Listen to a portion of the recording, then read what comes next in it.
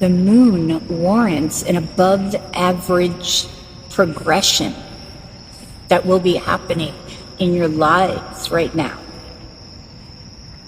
The energies that you surround yourself with can have a major impact on the growth and the potential of your dreams, of the old becoming new, of the worn becoming untorn. Seething in energies of the past will hinder your progress of the now, will hinder your progress of all dreams you have set in motion. For hanging on to these energy traits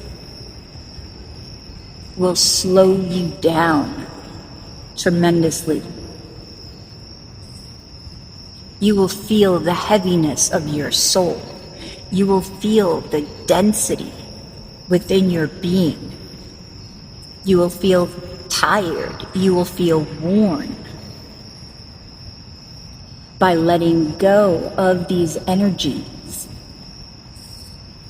you will rise up as light as a feather